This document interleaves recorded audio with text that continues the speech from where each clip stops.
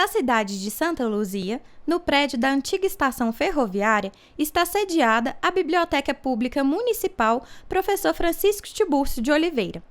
A biblioteca está vinculada à Secretaria Municipal de Cultura e Turismo e atua atendendo a toda a comunidade, oferecendo informação, cultura, democratizando o acesso à leitura e ao conhecimento. Entre essas estantes, muitos livros. Entre esses livros, várias histórias. Entre essas histórias, a história da própria biblioteca. A biblioteca foi fundada em 1973, um verdadeiro patrimônio cultural da cidade de Santa Luzia. Ao tentarmos resgatar a memória da biblioteca pública, surgiram algumas perguntas. Quem foi o professor Francisco Tiburcio de Oliveira? Por que a biblioteca recebeu seu nome? A história da biblioteca é que, assim, eu também sei porque eu estudei nos manuscritos que a gente tinha. A biblioteca tem esse nome, né, pelo que eu estudei. Ela tem o nome do professor Francisco Tiburcio Oliveira, que foi realmente um professor de uma escola que era renomada, né, na cidade, que era a escola Modestino Gonçalves. Esse professor, Francisco Tiburcio, ele tinha uma biblioteca particular. Então, o que se conta é que ele doou esse acervo dele para começar essa biblioteca nossa da cidade. Aí surgiu essa biblioteca, professor Francisco Tiburcio Oliveira, que carrega o nome, que foi a matriz. Para conhecer melhor a história do Francisco Tiburcio de Oliveira, procuramos seu filho, Antônio José Tiburcio de Oliveira, mais conhecido como Tom Zé. Um luziense por causa do tamanho que Santa Luzia tinha antigamente. Na realidade, ele nasceu numa fazenda chamada Fazenda da Floresta, em Matozinhos, mas Matozinhos naquela época pertencia ao município de Santa Luzia. Então ele era luziense, sabe? Uhum. Ele teve uma infância muito problemática. Os pais dele morreram muito cedo. Ele tinha uma irmã chamada Maria, que os pais morreram deixando eles criancinhas mesmo. Parece que a mãe morreu do parto da irmã e o pai morreu um ano depois. Nossa! Então, eles saíram dessa fazenda da floresta e vieram para Santa Luzia mesmo, porque os dois foram criados por uma tia dele que morava na Rua Direita. Ele chamava-se Francisco Tiburcio Henriques. Mas quando ele foi fazer o registro civil dele, ele já tinha mais de 30 anos, em 1916. Os tios dele já haviam morrido. Mas ele, por gratidão a esses tios, ele adotou o nome Oliveira, que nós não temos esse Oliveira. Nossa família é Tiburcio Henrique, sabe? Foi criado, então, aqui dentro de Santa Luzia desde menino. Concluído o ensino primário em Santa Luzia, Tiburcio de Oliveira foi cursar o ensino secundário em Belo Horizonte, tendo estudado no antigo Ginásio Mineiro. Dois dos colegas deles, do Ginásio Mineiro, que ficaram muito amigos dele, dois dos colegas dele, acabaram se transformando em dois dos maiores juristas brasileiros de todos os tempos. Um na área penal, chamava-se Nelson Grioff Bauer. Era um menino nascido em Além Paraíba, nem era na cidade, num distritozinho de Além Paraíba, e que veio estudar em Belo Horizonte. E outro era na área civil, se transformou num dos maiores civilistas do Brasil, chamava-se Orozimo Donato, era de Sabará. Ficaram muito amigos dele e esses dois terminaram como ministros do Supremo Tribunal Federal. De 1911 a 1915, Tiburcio de Oliveira foi jornalista em Belo Horizonte, no antigo Diário de Minas, onde teve como colegas o grande Augusto de Lima, José Osvaldo de Araújo, Ferreira de Carvalho, Mendes de Oliveira, Noraldino de Lima, Agenor Barbosa, da Costa e Silva e Horácio Guimarães. ele disse que meu pai era, no jornal, era considerado assim, pau para toda a obra. Tudo que tinha, que ninguém queria fazer, ele fazia. Então, uma das coisas que o pessoal não gostava de fazer era entrevistar a personalidade que vinha, né? Os políticos que vinham visitar e tal. Isso ficava sempre por conta dele. Ele ia e fazia as entrevistas com os políticos. Naquele tempo era muito comum fazer poesia. Ele e diversos companheiros deles eram poetas.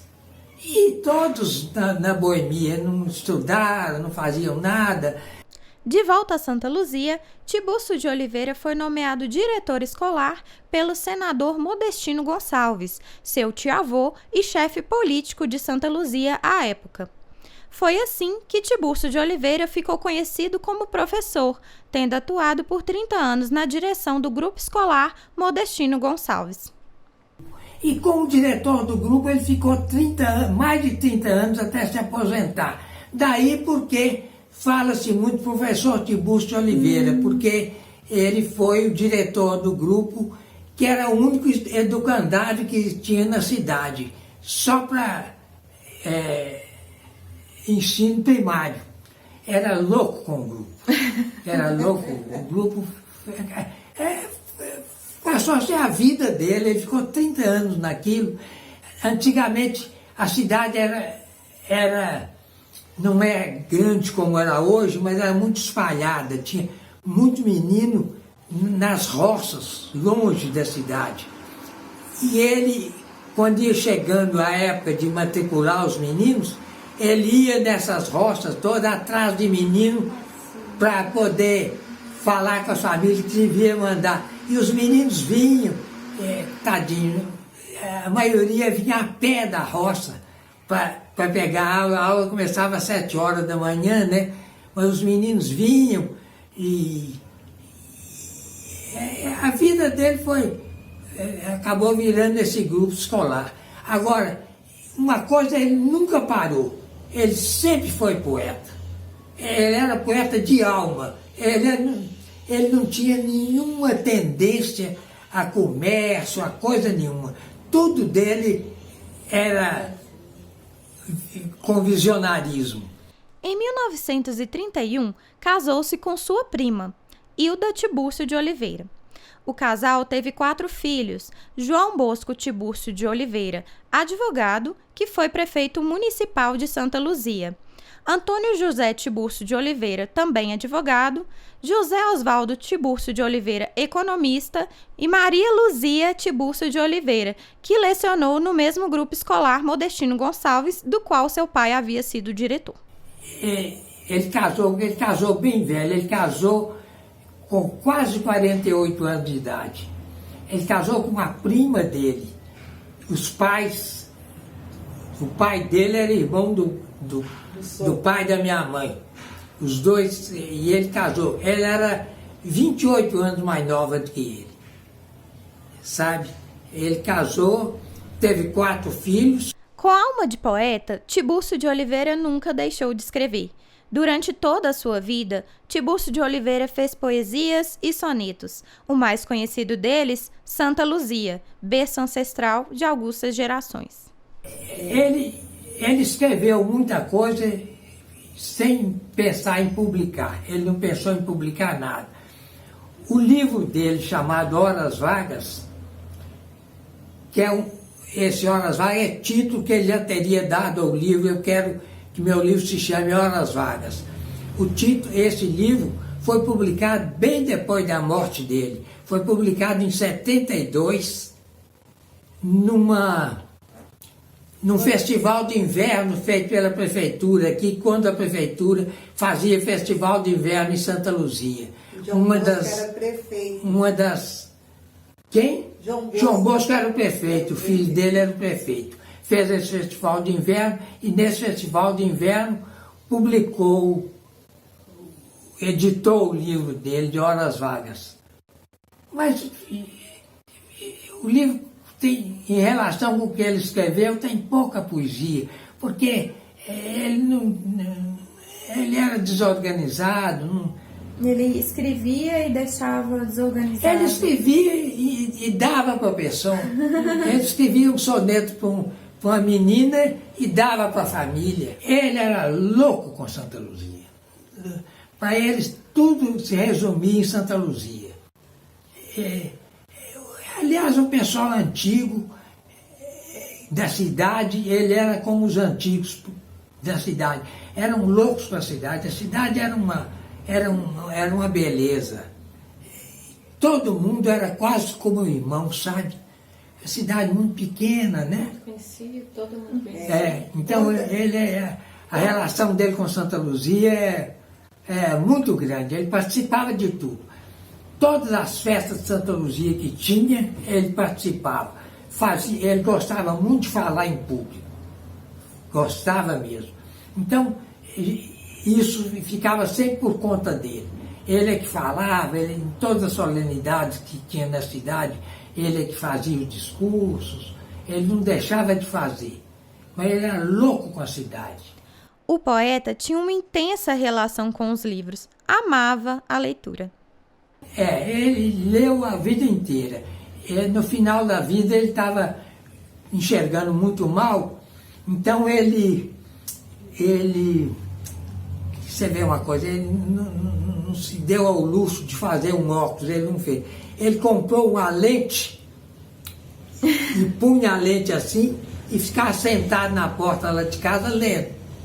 De acordo com Antônio José, seu pai ficaria muito feliz em receber a homenagem de ser o patrono da biblioteca pública. Isso para ele você pode ter certeza que isso para ele tocaria muito mesmo. Um homem simples, que não se importava com o jeito que se apresentava ou se vestia. Era um homem do povo e se dedicava muito às pessoas da cidade. O que ele gostava, além de ler e tudo, era de pescar. Ele era louco com o Rio das Velhas. Ele conhecia o Rio das Velhas a palmo. Não sabia nadar, não entrava na água, mas conhecia o rio a palmo. Todos os dias que ele tinha alguma folga, ele descia para... Antigamente descia-se aquela rua que hoje desce ali para o Vésper, a descida do Rio das Velhas era aquilo. Ele descia para o Rio das Velhas e ia pescar. Quem nos criou e impôs ordem na casa e tudo, sempre foi mãe. Ele jamais levantou a voz para um de nós. Nunca. Ele era... E tudo que tinha,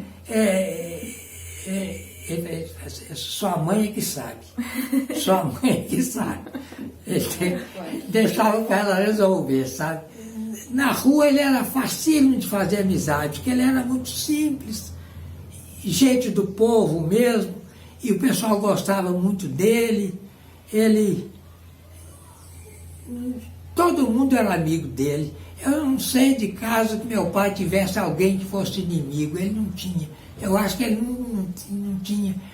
Porque naquele tempo todo mundo era mais ou menos aparentado e vivia como irmão, sabe? Então ele era um gênio facílimo. Meu pai gostava muito de política. Gostava demais de política. Ele participava de política ativamente, sabe?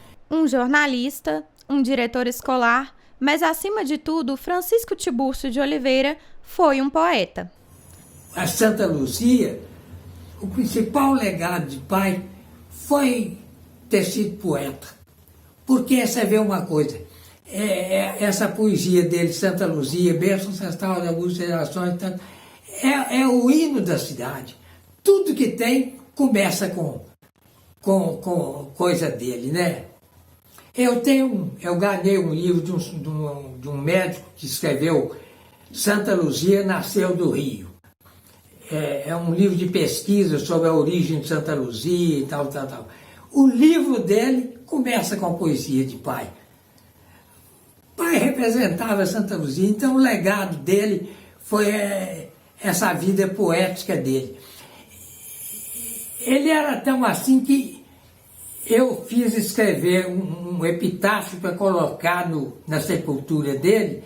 Eu mandei escrever uma frasezinha do grande poeta Álvares de Azevedo, que foi daquela plede de poetas brasileiros que viveu muito pouco, morreram. Castro Alves, o grande Castro Alves, morreu com 22 anos. E esse Álvares de Azevedo morreu com 20, sabe?